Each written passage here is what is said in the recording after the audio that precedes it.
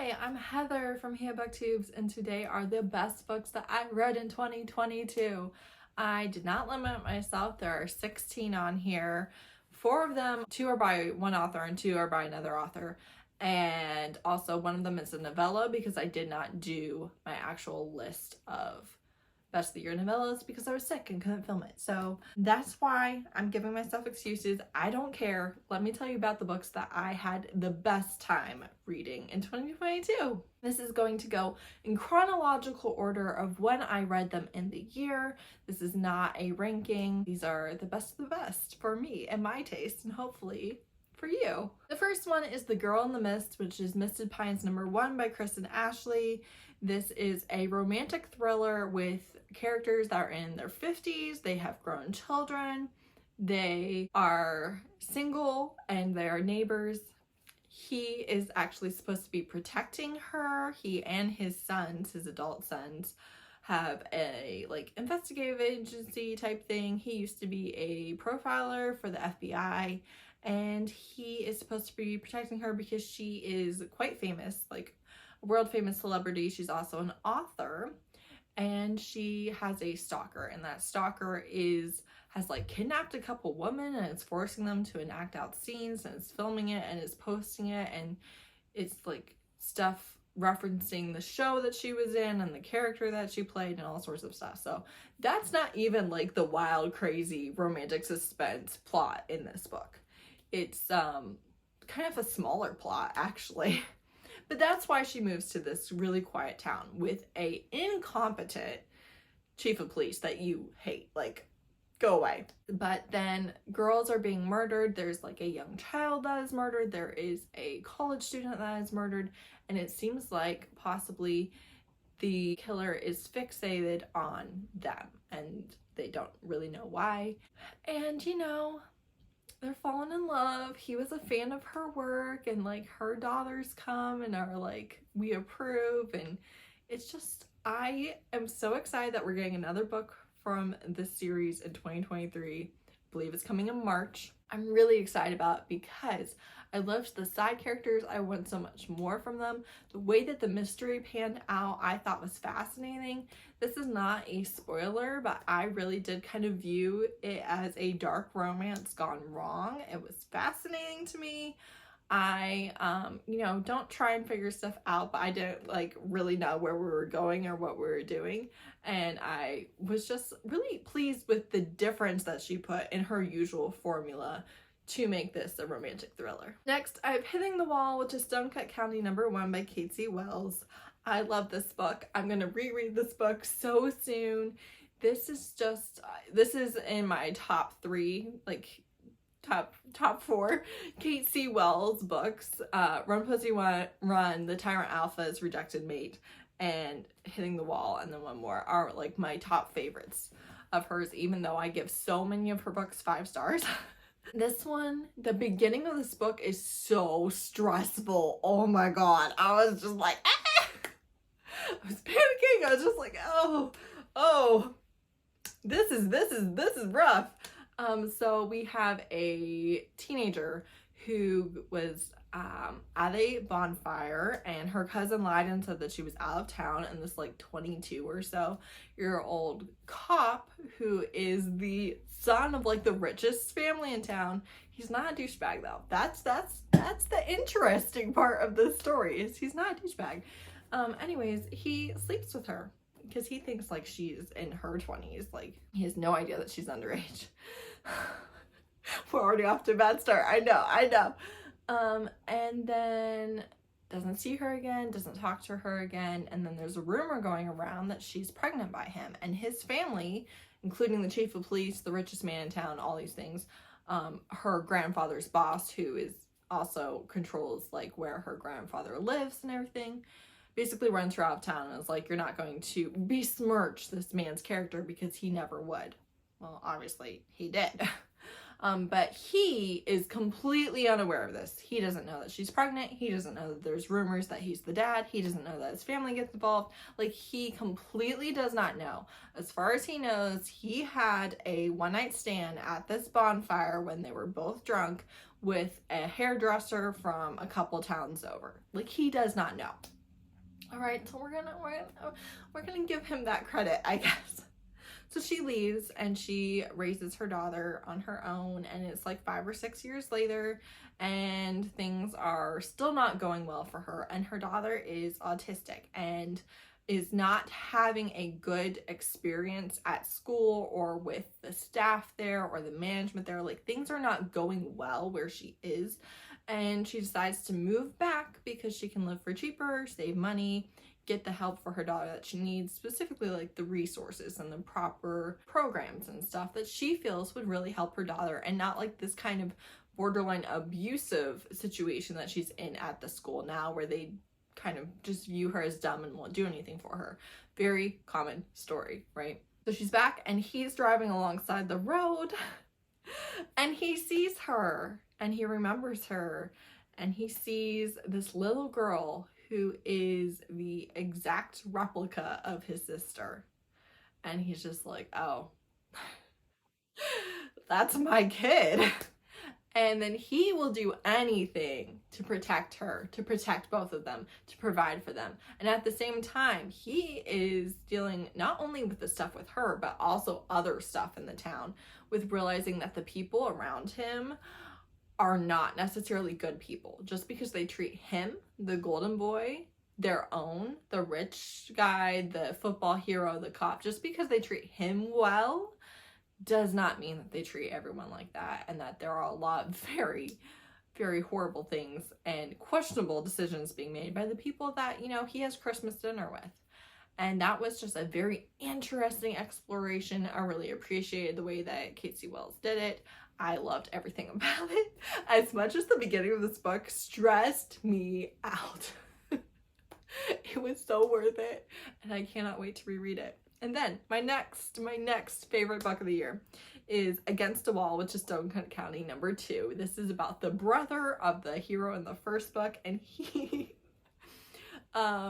has a romance with the girl that he bullied in high school and still bullies. Well, turns out he really wasn't trying to bully her. This is, without a doubt, the most lovable, likable, dumbest hero I have ever read about. It was a fascinating way that she did his frat boy, you know, I don't know, persona, where it's like, oh, you're so dumb. But also, I kind of love you. I kind of love you for her. Like, you're actually really sweet. You're just dumb.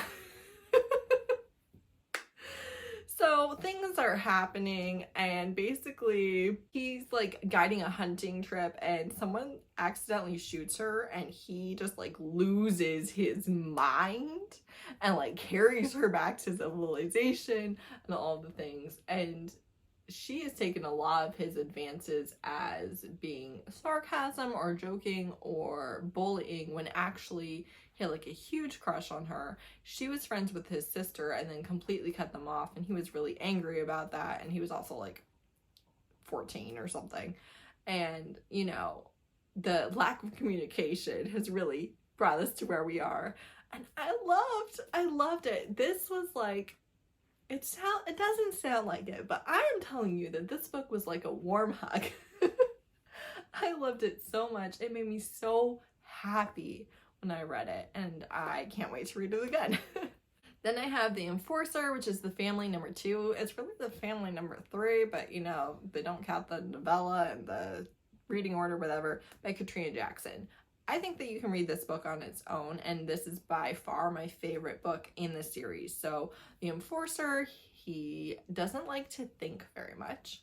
Quite interesting. He's submissive. He's large. He's Italian. He is the person who uses his fists to get a point across, and he ends up having to protect the sister / cousin of the main characters in the prequel novella and book 1, who are with other mafia guys in the organization. So she is not in love with him, he's not in love with her, but they're paired off because of danger and stuff. So he takes her home to his family to try and hide her.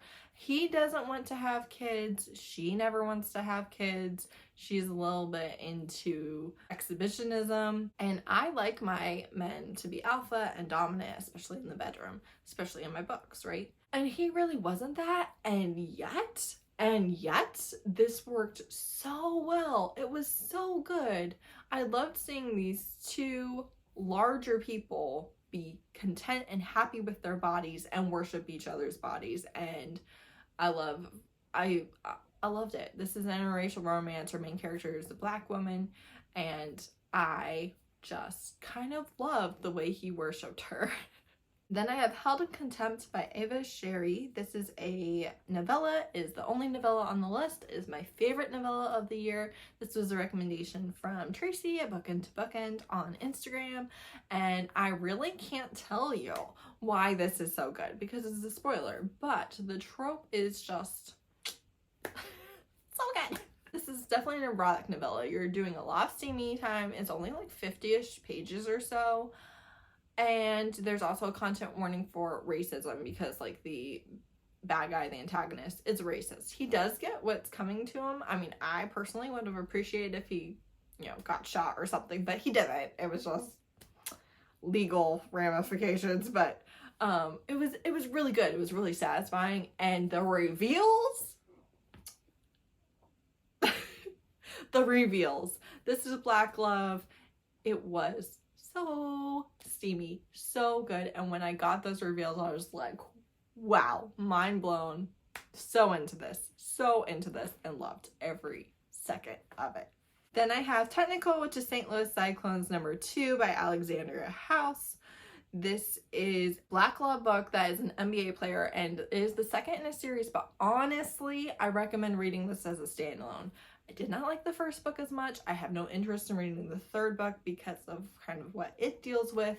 This one is a very low conflict, safe book, and those two are not. So just because you like this one, I don't necessarily know that the rest of the series is where I would point you to for Alexandria House, but I loved this book. So you have a single mom who is pregnant, who is an Uber driver, and she delivers food to this NBA player and then like has her baby.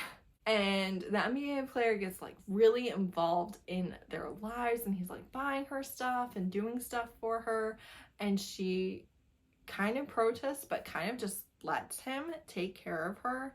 And I loved the way that she wrote about how what she gave him wasn't money, and it was okay to take his money because he had the money to give, and that was something that was a way for him to express his love for her, but that wasn't what she needed to give him.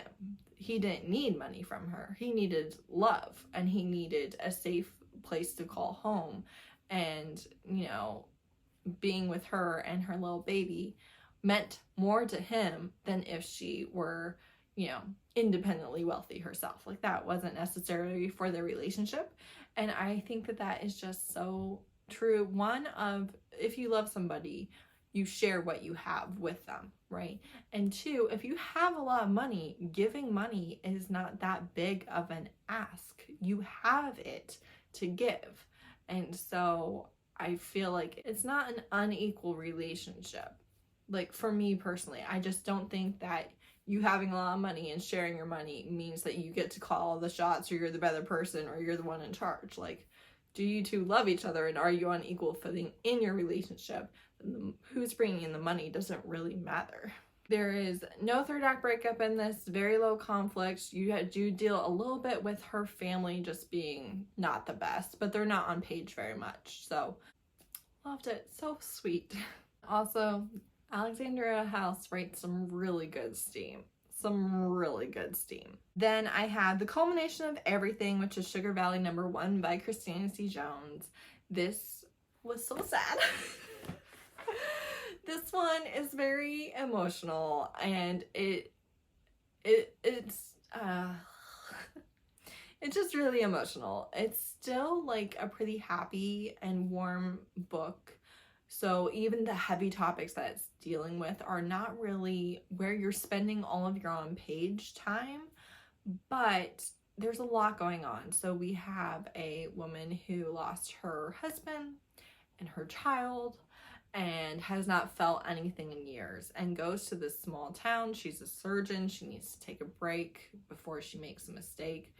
So she's there on vacation, and she falls down like an embankment and gets rescued by this park ranger.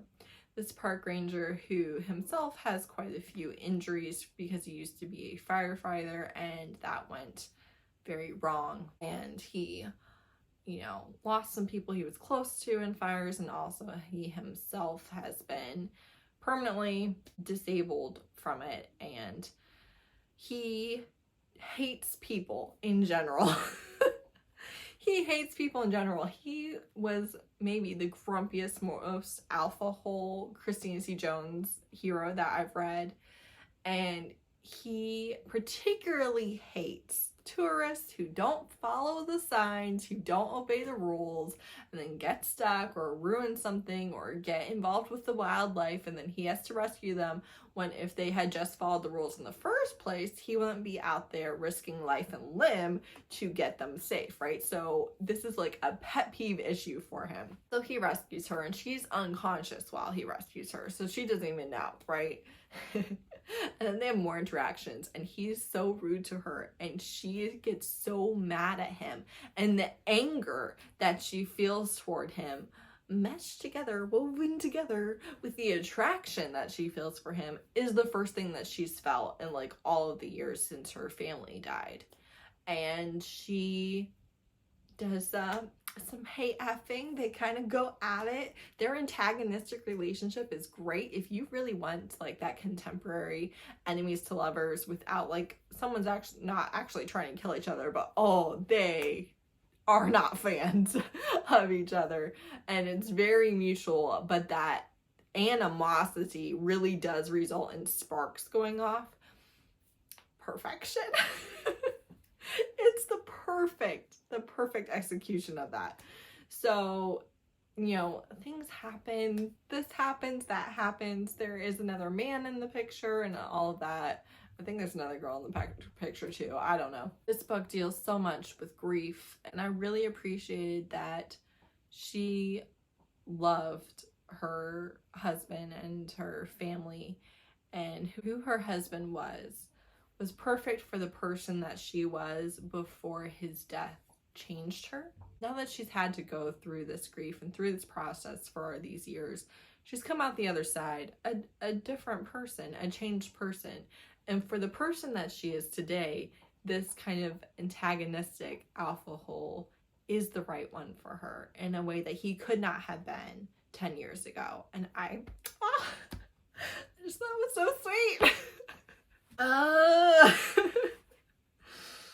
Got me tearing up just talking about it when it's been like months since I read it, but I really did I felt like she did what she set out to do in a really beautiful way.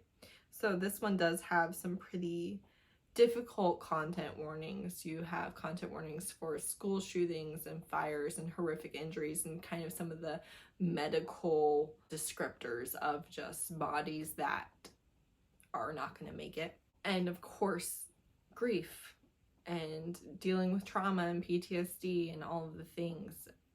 And yet all of that is in such a beautiful love story between these two, and I just love it. All right.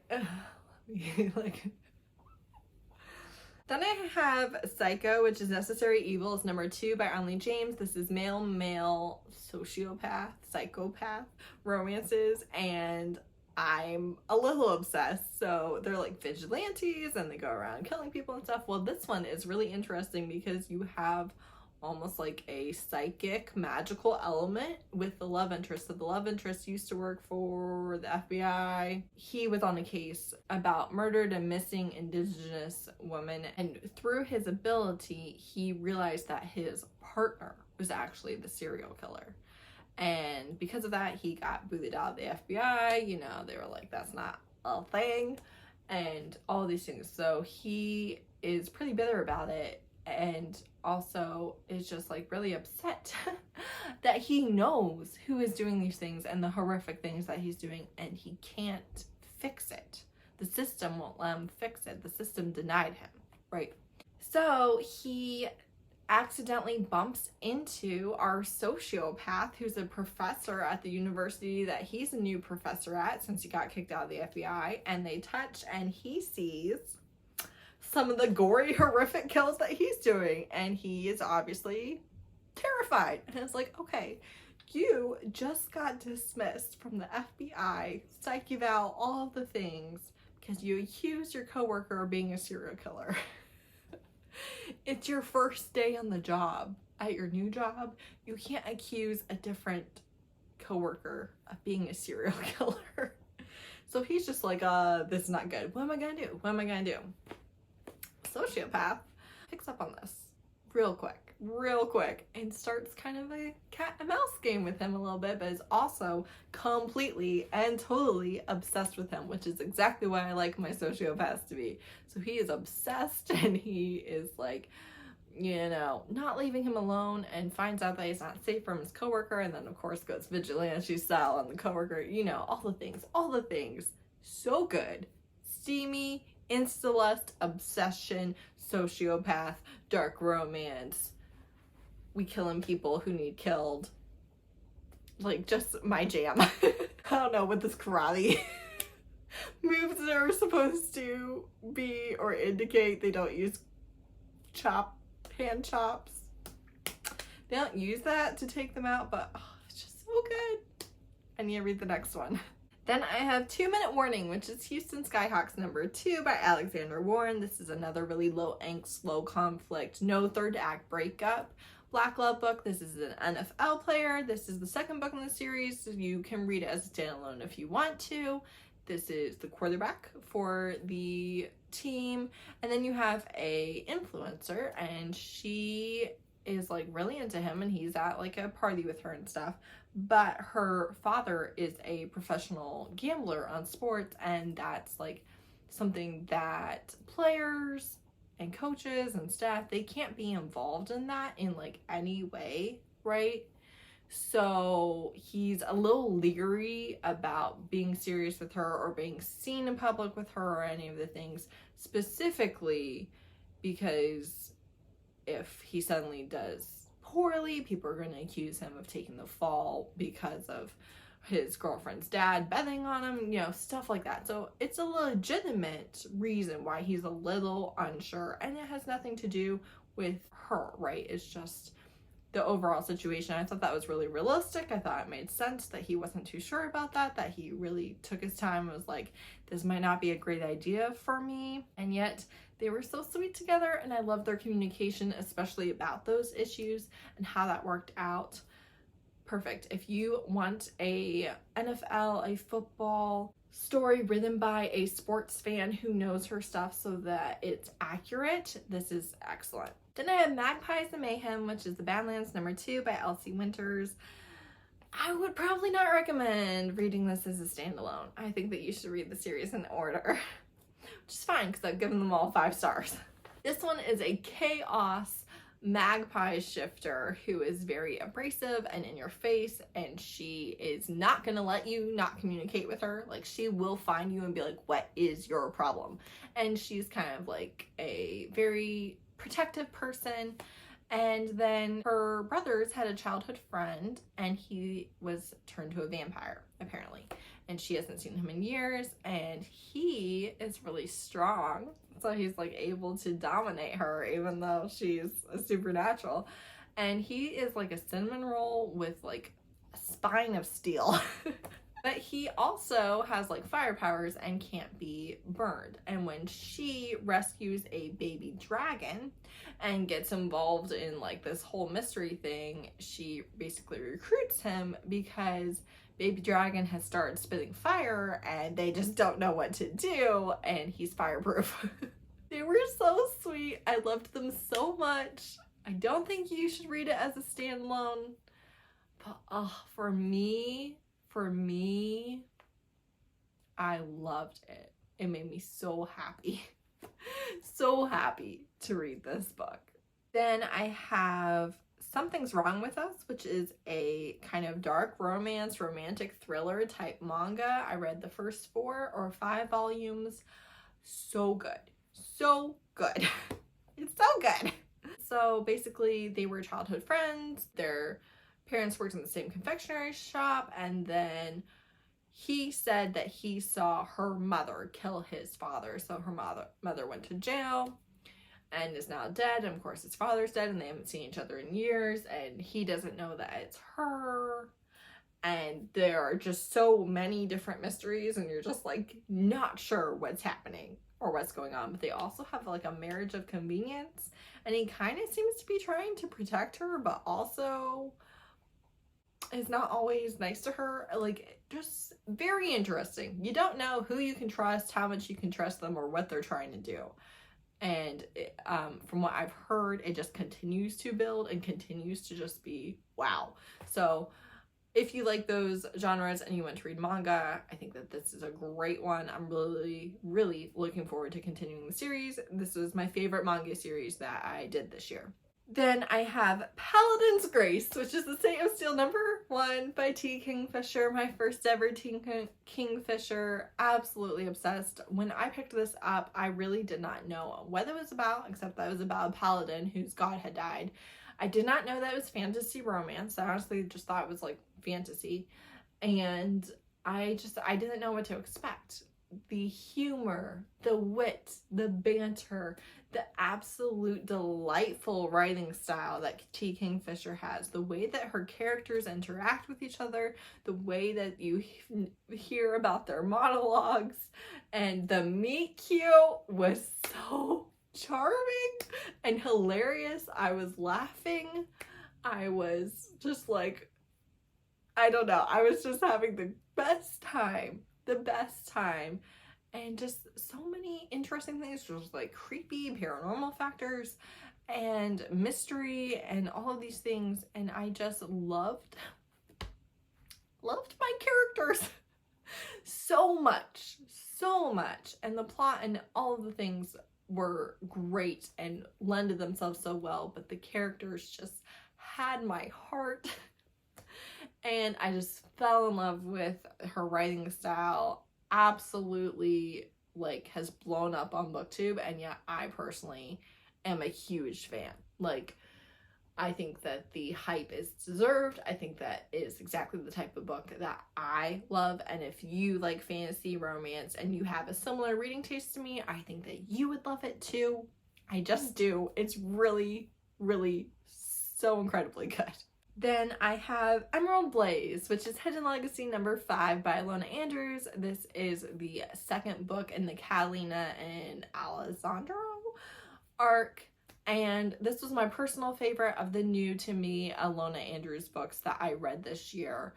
You have, you know, them being so angsty and just like, no, I love you. And it's like, no. And will they be together? Yes, of course they will, but like we're getting to that in this book, right? And I personally thought that the big bad that they were fighting and the plot, the magical stuff, was so intricate and interesting and unique, and like a twist on standard common tropes that we've seen lots of times, but done in a unique way. I really just thought that it was perfection. I love the characters, of course I do, as Ilona Andrews, but this book specifically, the plot and the execution of it really did stand out to me in a way that I'm gonna call it my favorite for the new to me 2022 Ilona Andrews books. Then I have The Cardigans, which is Criminal Intentions #1 by Cate. Really, it's this whole series. I think I'm done with book 5 right now, but this is the perfect thing that I was looking for. So it's written like a police procedural, it is written like a TV show.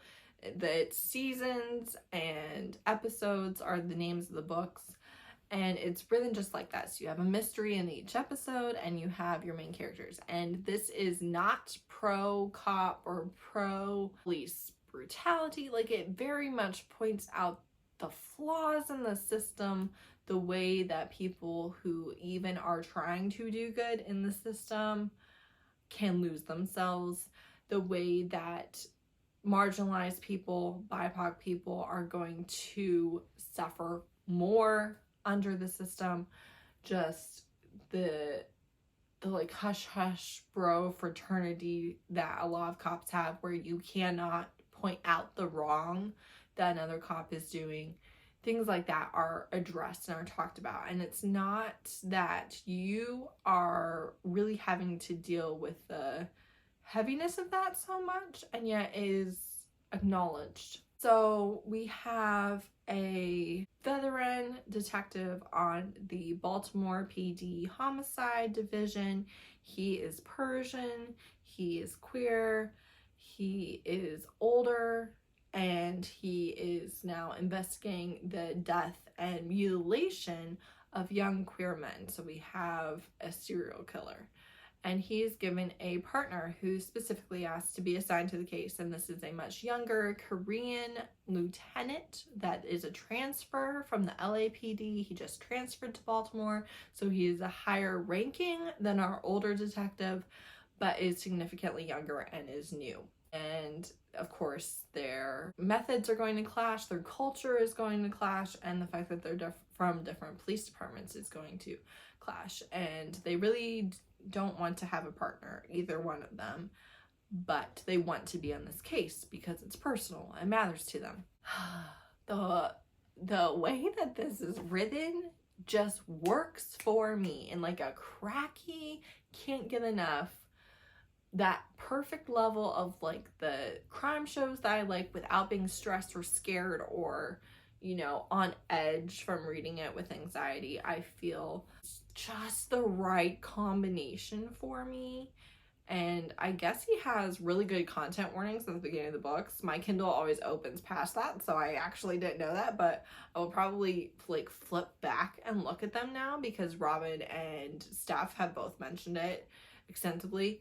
But he has, you know, what the contents warnings are, if you can skip them, here's what happens if you need to skip them, stuff like that. But the slowest burn, and I'm not even one, I don't read a lot of mail. I know I have 2 on this list, but I don't read a lot of it. And also, I don't read a lot of slow burn. Perfection. However good anybody has hyped this series up for you, I am telling you that it's even better. If it at all sounds good in any way where it is BIPOC and queer and everything is diverse and everything is layered on top of each other with the plots and what we don't know or do know about you or the other person or the captain, the, you know, criminals, all, it's just, oh, it's layered. It's so many layers and it's so good. And I'm absolutely obsessed. Just, you want that crime show, but you don't want a lot of the problematic propaganda that comes with it. And you want diverse, incredibly well-written characters that you would die for. This is the series for you. And I'm almost done here. I have Hold, which is Hold number 1 by Claire Kent. This is the imprisoned on a prison planet, have to pick the like biggest, toughest alpha to protect you so you don't have to have sex and be ripped apart by the entire prison population, but you are gonna have to have sex with him in exchange for protection. And when I tell you, this is my, at least, perfect execution of that trope, the one that I have been looking for all this time.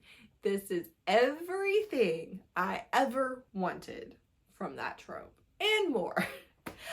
And more. 1, he's really good to her. 2, he's very conflicted about all the things. 3, he's actually a good man, blah, blah, blah, blah, blah. You know, that is imprisoned wrongly under the dictatorship. 4, they go at it right away. I loved it. He's so quiet and grumpy and yet so protective and caring, and it was so good. It made me so happy. And then book number 3 is Fall, is also my favorite. Books 2 and 4 were good, but they weren't my favorite tropes the way that these were. So this one is Caveman, and she is prison dumped on this planet, and there's cave people, and they take her in because of circumstances, and there's actually a young teenager who had been prison dumped like 3 years before, so he is able to kind of help translate not only the language but the customs for her. And she is mated to one of the cavemen who worships the ground she walks on. He's very jealous and stuff, and there's like communication issues, but worships her, is so good to her, and they are so sweet together. There's like a moment that broke my heart. I was just like, ow! But it's so good. It's so good. It's so sweet. Communication barrier, but like a worshiping hero. And she's like very independent and, you know, can't be independent in the society. And it's just like, oh, my babies. It was so good. It made me so happy. I loved reading them so much. These are the books that just, like, I get so excited thinking about them or talking about them, and just love them. Loved everything about them. I would love for you to read them. If you have read any, let me know. If you're going to read any, let me know. If you want to talk spoilers, DM me on Instagram. I love them. I loved them, and I hope you do too. Thank you so much for watching. Bye!